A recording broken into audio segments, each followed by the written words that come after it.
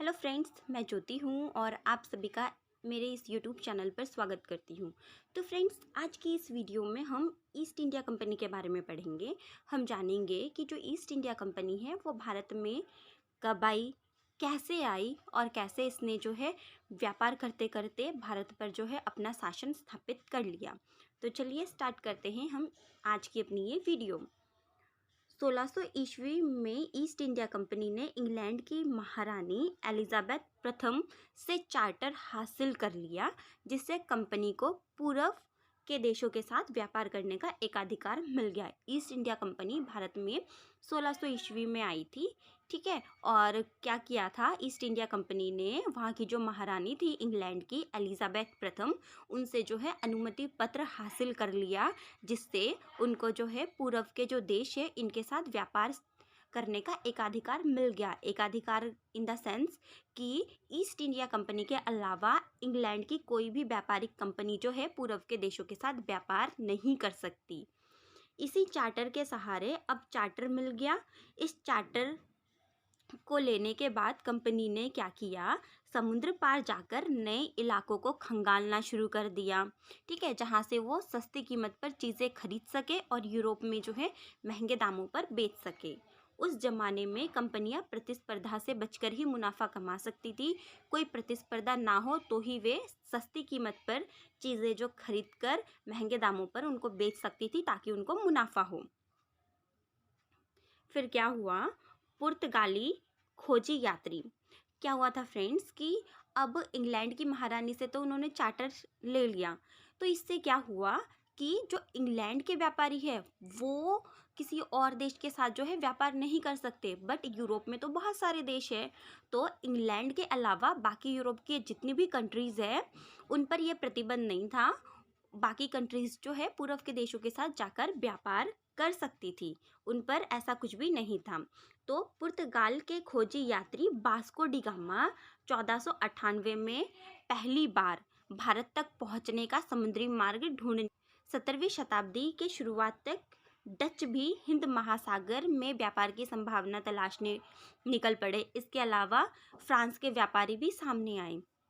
तो यहाँ हम क्या देखते हैं, धीरे धीरे जो यूरोप के कंट्रीज़ है वो बाकी जो अन्य देश है उनके साथ व्यापार करने का रास्ता ढूंढने लगे, ठीक है। कहाँ कहाँ व्यापार हो सकता है, कौन कौन से देश है, ये सारी चीज़ें जो है वे ढूंढने निकल पड़े। यूरोप के बाज़ार में भारत के बने सूती कपड़े, रेशम, काली मिर्च, लौंग, इलायची, दालचीनी, जो यूरोप का मार्केट था वहाँ पर भारत के बने जो सामान हैं इन चीज़ों की बड़ी ज़बरदस्त मांग थी। यूरोपीय कंपनियों के बीच बढ़ती प्रतिस्पर्धा के कारण, क्योंकि यूरोप की जो कंपनियां हैं इनमें प्रतिस्पर्धा बढ़ रही थी आपस में, जिसकी वजह से क्या हुआ, जिसकी वजह से ये जो चीज़ें हैं भारत में बनने वाली, इनकी कीमत जो है बढ़ने लगी और इनसे मिलने वाला जो मुनाफा है वो कम होने लगा। अब इन व्यापारी कंपनियों के पास फलने फूलने का एक ही रास्ता था, और वो क्या था कि अपनी जो प्रतिस्पर्धी कंपनी है उनको ख़त्म कर दें। बाज़ारों पर कब्जे की इस होड़ ने व्यापारिक कंपनियों के बीच जो है झगड़े की शुरुआत कर दी। हर कोई एक दूसरे से आगे निकलना चाहता था। 17वीं और 18वीं सदी में जब भी कभी मौका मिलता इन कंपनियों को, तो कोई ना कोई कंपनी जो है एक दूसरे के जहाज़ को डुबो देती, रास्ते में रुकावटें खड़ी कर देती, या माल से लदे हुए जहाज़ को जो है आगे बढ़ने से रोक देती। ये जो व्यापार है टोटल मिलाकर हम देखें तो कैसे चल रहा था, हथियारों की मदद से चल रहा था, और व्यापारिक चौकियों को किलेबंदी के ज़रिए जो है सुरक्षित रखा जा रहा था। अपनी बस्तियों को किलाबंद करने और व्यापार में मुनाफा कमाने की इन कोशिशों के कारण जो स्थानीय शासक थे, उन स्थानीय शासकों के साथ जो है कंपनियों का जो है टकराव होने लगा। इस तरीके से हम क्या देखते हैं कि व्यापार और राजनीति को जो ये कंपनी है वो एक दूसरे से अलग नहीं रख पाई, दोनों जो है एक दूसरे से टकराने लगी। अब हम देखेंगे कि कंपनी जो है बंगाल में व्यापार की शुरुआत करती है। तो जो ईस्ट इंडिया कंपनी है उसने अपना व्यापार जो है कहाँ पर शुरू किया, 1651 ईस्वी में जो है हुगली नदी के किनारे, ठीक है। तो 1651 में इंग्लैंड की पहली कंपनी हुगली नदी के किनारे शुरू हुई। कंपनी के व्यापारी जो है यहीं से अपना काम चलाते थे।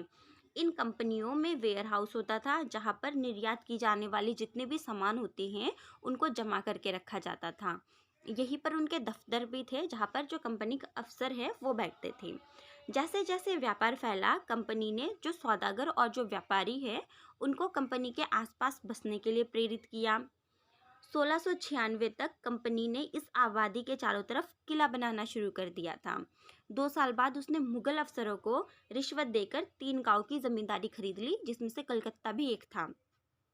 कंपनी ने मुगल सम्राट औरंगजेब को भी इस बात के लिए तैयार कर लिया कि वह कंपनी को बिना शुल्क चुकाए व्यापार करने का जो है फरमान जारी कर दे। कंपनी ज़्यादा से ज़्यादा रियायत हासिल करने और मौजूदा अधिकारों का ज़्यादा से ज़्यादा लाभ उठाने में लगी हुई थी। एग्जाम्पल के लिए, औरंगजेब से जब फरमान मिल गया तो इस फरमान से क्या हुआ, केवल कंपनी ही शुल्क मुक्त व्यापार कर सकती थी। इसके अलावा कंपनी का अगर कोई भी अफसर निजी तौर पर जो है व्यापार चलाना चाहता था तो उसको इस बात की छूट नहीं थी। लेकिन अब क्या हुआ कि जो अन्य अफसर भी थे जो निजी तौर पर अपना व्यापार चलाते थे, उन्होंने भी शुल्क चुकाने से मना कर दिया, जिससे क्या हुआ कि जो बंगाल की राजस्व वसूली है वो कम होने लग गई। 18वीं सदी की शुरुआत में कंपनी और बंगाल और क्योंकि राजस्व वसूली कम होने लगी थी तो इस वजह से जो कंपनी है और जो बंगाल के नवाब है उनके बीच टकराव होना तो जायज़ था। तो 18वीं सदी की शुरुआत में कंपनी और बंगाल के नवाबों का टकराव काफ़ी बढ़ गया। औरंगजेब की मृत्यु के बाद बंगाल के नवाब अपनी ताकत दिखाने लगे थे और दूसरे क्षेत्रों का भी मतलब यही हाल था। सिराजुद्दौला जब बंगाल के नवाब बने तब उन्होंने कंपनी को जो रियायत दी गई थी उनको देने से मना कर दिया। व्यापारिक अधिकार देने के बदले जो सिराजुद्दौला थे वो कंपनी से नजराने मांगने लगे। सिक्के ढालने का अधिकार नहीं दिया गया उनको। इसके अलावा अंग्रेजी कंपनी जो किलाबंदी कर रहे थे उसको बढ़ाने से रोक दिया। कंपनी पर धोखाधड़ी का आरोप लगाते हुए उन्होंने दलील दी कि उसकी वजह से जो है बंगाल सरकार की राजस्व वसूली कम होती जा रही है और नवाबों की ताकत कमज़ोर होती जा रही है। कंपनी टैक्स चुकाने को तैयार नहीं थी और उसके जो कंपनी के अफसर थे उन्होंने अपमानजनक चिट्ठियाँ लिखी। वो नवाबों और उनके अधिकारियों को अपमानित करने की कोशिश करने लगे। कंपनी का कहना था कि स्थानीय अधिकारों की बेतुकी मांगों के कारण कंपनी का व्यापार जो है तबाह हो रहा था। व्यापार तभी फल फूल सकता है जब सरकार अपनी जो शुल्क है वो हटा ले।